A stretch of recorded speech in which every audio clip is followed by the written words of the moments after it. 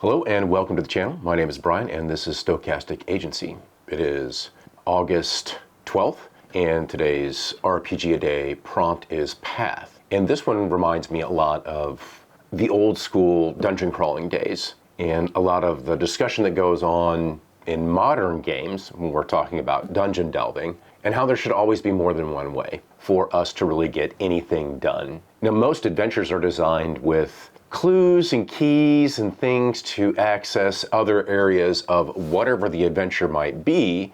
And this is kind of where, if you're going to do something like that, really should have a little bit of foreshadowing that, there should be clues that indicate that there is a fork in the path coming up. This is the classic, you should never hide everything behind a locked door in a dungeon, right? Which kind of brings me to something that you could call functional fixedness. That is where you really just fixate on the one thing. There is this tendency for us to latch on to something that's very familiar, that's easy to understand, and it is the way, which is kind of how the meme goes, right? This is the way we're going to do this, or this is the way to do this. And that's not really true for role-playing games. All the players at the table really drive what's going on, and there is a lot of information that's flying around the table at any given point in time.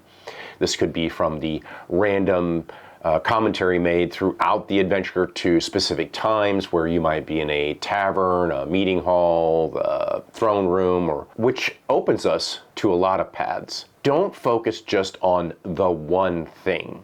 It's an idea that you need to have in hand that this thing is coming up or this thing is important, but there should always be multiple paths to get there. A path doesn't necessarily always have to mean a direction either. We need to go this way or that way. It could also mean how we do it. The idea that you have to stick to one specific system or that system will solve it all. I know there is a lot of people who will have a tendency to, and this is pretty true, not read the book and not really understand what is kind of constructed there, and that's pretty important. And that is a stepping stone in the path. By understanding and being familiar with a system that you're working with, there are as many ways to get something done as there are people playing the game. It just needs to be kept in context. But all of these allow us to come at whatever game we're playing from different angles.